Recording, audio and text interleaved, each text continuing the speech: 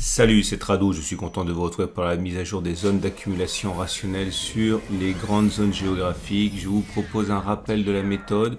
L'idée, c'est que si vous voulez investir pour le long terme, si vous pensez qu'accumuler petit à petit est une solution, eh bien mon format peut vous aider à vous constituer une épargne boursière de long terme. Regardez sous vos yeux le SP500, l'indice des 500 plus grosses entreprises. Le plus important, c'est de regarder ce qui s'est passé lors des précédents crashs ou corrections marquées. Il s'agit ici de la crise Covid. Là, vous allez avoir sous les yeux la crise Internet de 2001. Un peu plus tard, vous allez avoir en 2008 ici la crise des dettes souveraines, Lehman Brothers, etc. Ce que vous constatez, c'est que, et là, celle de 1986, ce que vous voyez, c'est que si on part du principe que la résilience des marchés est une donnée, si on part du principe que malgré toute la gravité de la situation telle qu'elle est vécue au moment où on la vit, eh bien, on reviendra sur le niveau précédent et on inscrira de nouveaux sommets, ce qui s'est passé inlassablement sur le SP500 que vous avez sous les yeux, mais ce n'est qu'un exemple. Eh bien, il faut accumuler petit à petit à bon compte sur des zones clés. C'est mieux que ce qu'on appelle le DCA, c'est mieux que ce qu'on appelle le dollar cost average, qui signifie en fait que l'on va régulièrement investir toutes les semaines, puisque dans ma méthode, je vous propose de cumuler ça avec des achats sur des zones de support où le rebond est plus plausible qu'à un autre moment et où un rebond sans toucher ces zones est moins plausible. Ce que je suis enfin en train de vous dire, c'est que si vous suivez cette méthode, et ce n'est pas un conseil, c'est simplement un partage de ce que je fais, eh bien vous avez de meilleures chances d'acheter à bon prix et d'espérer à terme des nouveaux records en ayant accumulé pendant la baisse. Et c'est tout l'esprit de cette vidéo. Donc voilà le SP500 qui depuis ses sommets a abandonné. Bon, nous en sommes actuellement à 12%. Au pire, on a fait moins 15%. On est arrivé sur des zones d'accumulation rationnelle. La première zone d'accumulation rationnelle, c'était celle des 42,70, 43,60. Elle a été exploitée. On avait en deuxième rideau une autre zone d'accumulation rationnelle, 42,40, 40,35 qui est également exploitée. La prochaine zone d'accumulation rationnelle sera un retour sur le support hebdomadaire 37,20, 39,60. Là, on est en données hebdomadaires. Ce que je suis en train de mettre en lumière, ce sont des bougies de moyen terme. On revient sur les données journalières. C'est un peu plus haché, c'est un peu plus décousu, mais vous voyez bien, les zones sont les mêmes. Clairement, pour l'instant, la tendance de long terme est baissière car on est en dessous de la M200. La tendance de fond est baissière également car on est au-dessus de la M50. Tant mieux, les espoirs sont entiers de pouvoir accumuler encore. Pourquoi pas sur le bas de cette zone de support hebdomadaire des 42,40, 40,35 et pourquoi pas encore sur la zone des 37,20, 39,60 en accompagnant la descente. Si on regarde les bougies Aiki-Nashi, bien sûr, si mes espoirs ne sont pas vérifiés et que l'on devait remonter, c'est pas grave, on a déjà accumulé pendant la baisse, évidemment. Alors, si on regarde les bougies Aiki-Nashi, on voit que pour l'instant, les bougies ne sont pas vraiment haussières. Elles sont vertes, certes, mais avec des mèches hautes et des mèches basses. Ce sont surtout des bougies de consolidation. Pour avoir des vraies bougies haussières, il faut avoir des bougies longues, sans mèches basses, et qui sont beaucoup plus fortes. Et pour l'instant, c'est pas le cas. Ce sont des bougies avec mèche basse, donc c'est modérément haussier, mais ce n'est pas très haussier pour l'instant. Attention, le croisement M50, M200 ici signifie qu'on a ce qu'on appelle une croix de la mort, qui, selon le jargon des analyses techniques, laisse envisager qu'on pourrait considérer de nouveau plus bas. Et on passe donc au Nasdaq. Si vous voulez investir progressivement sur les fleurons de la technologie US en pensant au long terme, vous êtes sur une zone de support hebdomadaire, la zone des 13 412 930, donc zone d'accumulation rationnelle. Je vous rappelle que l'idée c'est que au-delà des vicissitudes de court terme comme on les a connues pendant le Covid, pendant la crise des subprimes, et même, c'est intéressant, même quand on remonte jusqu'à la crise de la bulle Internet, celle qui a sans doute le plus affecté le Nasdaq, regardez, on a connu une baisse catastrophique, mais regardez où nous en sommes actuellement. Quand on met en perspective, on comprend l'idée d'une accumulation progressive sur des zones clés, et justement, si on devait Casser la zone de support hebdomadaire des 13 412 930. Moi, je considère que la prochaine zone d'accumulation, c'est la zone du support mensuel des 12 440 10 180 sur laquelle on peut envisager d'accumuler progressivement, un peu en haut, un peu en bas, vu que c'est une zone très large qui fait 16%. Acheter en une seule fois au début de la zone rouge me semble quand même dommageable. En tout cas, on redescend sur les données journalières, une bougie égale un jour pour constater que la tendance de long terme est baissière, la tendance de fond est aussi au regard de la M200 et de la M50. On remarque également au passage que nous sommes sur une zone où la baisse pourrait s'arrêter, puisque c'est une zone de support hebdomadaire, on l'a déjà mentionné. Mais l'idée surtout, c'est que lorsque l'on regarde les bougies Aiki Nashi, on voit que pour l'instant, il n'y a pas de signe de reprise haussière forte. Bien au contraire, bougie avec mèche haute, bougie avec mèche basse et de l'indécision. On est loin d'avoir ces grandes bougies vertes sans mèche basse.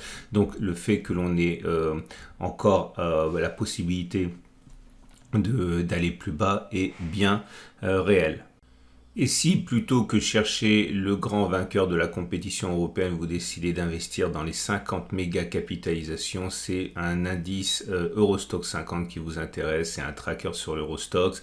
Je vous montre ici un graphe en données mensuelles parce que c'est très criant.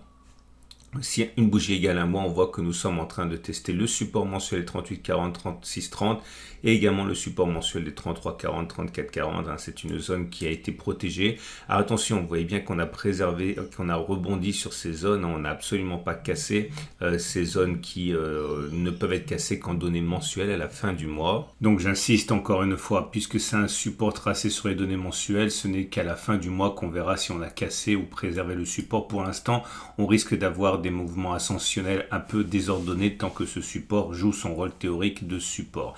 Alors du coup, effectivement, on est sur une zone d'accumulation rationnelle pour l'Eurostoxx. Beaucoup accumulent sur cette zone pour le long terme. Et si une incursion nouvelle sur la zone des 33, 40, 34, 40 devait apparaître, eh bien, il y a fort à parier pour que ce soit également l'occasion pour beaucoup d'accumuler. On regarde les données journalières à présent. Et ces données journalières montrent d'une part que il y a un croisement M20, M50, M200, donc là aussi croix de la mort, comme on dit, qui invite à penser que la baisse n'est peut-être pas terminée, surtout que, alors, on est sur des supports et les bougies Aiki Nashi sont quand même en amélioration, on peut le voir, elles sont vertes.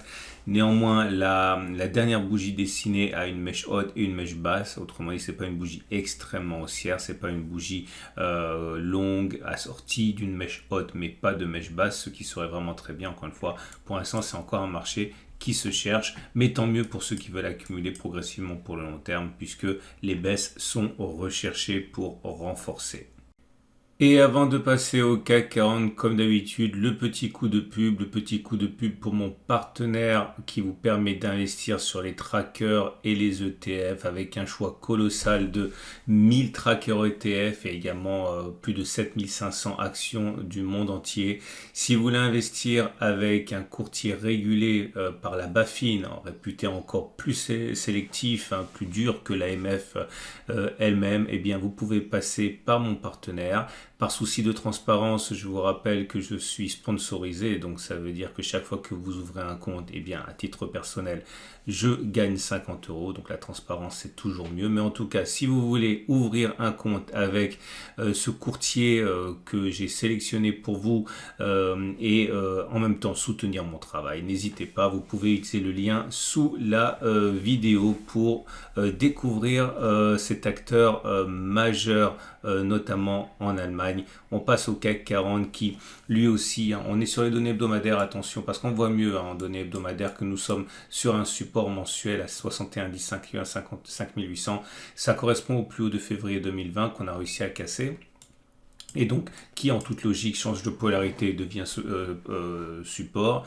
Beaucoup d'investisseurs accumulent sur cette zone. Attention à la zone 67,50, 67,80 qui est une zone de résistance. Maintenant, c'est une zone de support qui a été cassée, qui a changé de polarité, elle, mais dans l'autre sens et qui devient donc résistance.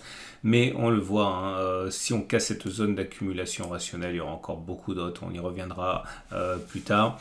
Regardez les données journalières et là effectivement on voit que le rebond semble se dessiner de manière plus convaincante, même si les deux dernières bougies ne sont pas des bougies de hausse. Malheureusement ça suffit à changer la physionomie des bougies Akinashi qui ne sont pas aussi haussières qu'on pourrait l'espérer.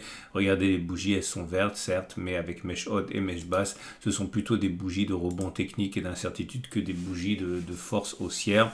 Je répète, tendance plutôt défavorable, on est en dessous de la M200, de la M50, mais on n'a pas une autre croix de la mort ici.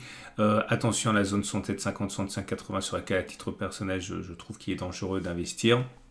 Et on passe tout de suite au Nikkei. Et on passe donc au Nikkei. Si vous voulez investir sur les 225 fleurons nippons, eh bien vous voulez un tracker ETF. Nikkei 225 peut-être, et voilà où nous en sommes. Attention, c'est un graphe en données hebdomadaires. Simplement pour voir qu'on n'a pas été vraiment tous sollicité le support mensuel des 2450, 23 300. Je vais me remettre en données mensuelles simplement pour que vous voyez bien comment a été construite cette zone. Voilà cette ancienne de résistance qui a été cassée, qui a changé de polarité, qui est devenue support. C'est ma prochaine zone d'accumulation rationnelle. Si on y va, je pense que ce sera un nouvel endroit où on peut envisager d'accumuler des actions, des trackers sur l'indice Nippon. Il y a d'autres repères, mais c'est plus bas. On verra ça la semaine prochaine si c'est le cas. Si on descend plus bas, attention à la zone de résistance hebdomadaire 27 250, 26 900, c'est une zone de support qui a été cassée, qui a donc changé de polarité, qui est devenue résistance. On le voit bien sur cette attaque avortée de la semaine du 14 février. Je vous montre les données journalières à présent et là vous allez constater que nous sommes sur une tendance de long terme baissière, une tendance de fond baissière avec des cours en dessous de la M200 et de la M50. Les bougies Akinashi montrent que la pression baissière est sans doute amortie depuis 2-3 jours. On voit bien, on a une bougie verte, puis maintenant c'est une bougie sans corps, donc ça veut dire que la pression baissière s'amenuise, mais on est loin d'avoir une pression haussière qui se met en place, bien au contraire. Il est plausible que l'on puisse aller chercher le support mensuel des 24 150, 23 300. C'est notre prochaine zone d'accumulation rationnelle. Je vous rappelle également que si vous vous intéressez au monde des trackers et des ETF et que vous ne savez pas lequel choisir parmi la multitude de trackers disponibles, alors avant d'éventuellement passer par mon partenaire pour vous procurer pour 1 euro, on l'a vu, des transactions, vos ETF, vos trackers préférés, vous pouvez d'abord vous rendre sur le site de Morningstar, morningstar.fr. Vous allez ensuite sur l'onglet ETF. Une fois que vous êtes sur l'onglet ETF, vous allez sur sélecteur ETF. Ensuite, vous affichez vous cochez la petite catégorie afficher plus et là vous allez avoir plein de choses, notamment les différentes zones géographiques qui vous intéressent, notamment si vous vous intéressez par exemple au Japon ou aux États-Unis, c'est là-dedans qu'il faut le chercher. Et ensuite, en allant sur la catégorie Morningstar, les grands trackers sont notés. Vous pouvez par exemple vous limiter aux catégories 5 étoiles. Et vous allez avoir ici tous les éléments qui vont vous aider à choisir ensuite, notamment faire le choix entre des trackers synthétiques et des trackers physiques. Physique, c'est que le tracker a des vraies actions. Synthétiques, c'est que ce sont des produits dérivés sur les actions que l'indice contient. Bref, il est important que vous fassiez l'effort d'aller choisir les trackers qui vous intéressent avant d'éventuellement passer à l'action. On va terminer avec les marchés émergents.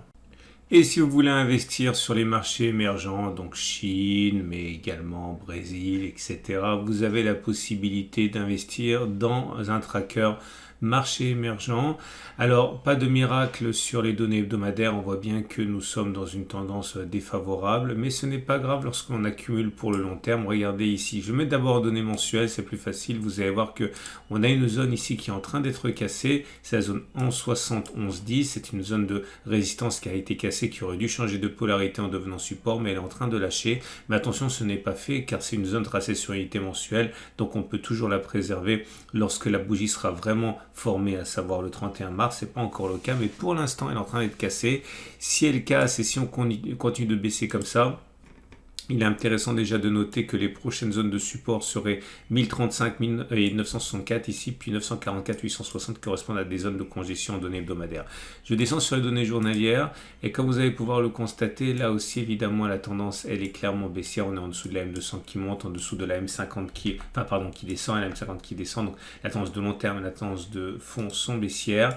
On voit bien que les cours ont du mal à se ressaisir, donc un décalage sur les 1035 964 est tout à fait envisageable. Ça correspondrait à une baisse entre, si on devait y aller, entre 4% et 11% pour la zone d'accumulation rationnelle. Les bougies Aiki-Nashi ne sont pas très encourageantes non plus. Vous pouvez le voir avec une première bougie rouge qui fait succès, qui succède à une bougie verte qui était déjà pas très haussière. Vous voyez, c'était une bougie avec mèche haute et mèche basse. En tout cas, la bougie rouge annonce encore une fois un accès de faiblesse et un retour possible sur la 1035 964. Voilà ce qu'on pouvait dire pour ces indices. Je vous rappelle que si vous abonnez à ma chaîne YouTube, eh bien, vous serez sûr de ne pas louper les mises à jour qui arrivent tous les samedis. Et également, sachez que dans l'onglet communauté de ma chaîne YouTube, je dis en temps réel lorsque l'on arrive sur une zone d'accumulation rationnelle, de telle manière que même si vous n'avez pas suivi au jour le jour les évolutions, vous serez, si je le vois, alerté au même moment où je le vois moi. Mais encore une fois, il faut vous rendre sur l'onglet communauté de ma chaîne YouTube pour pouvoir bénéficier de ça. Voilà, c'en est terminé. Je vous donne rendez-vous samedi prochain pour la mise à jour. N'oubliez pas, si vous avez aimé ce format, de liker et de vous abonner. Et je vous dis à tout de suite pour d'autres vidéos.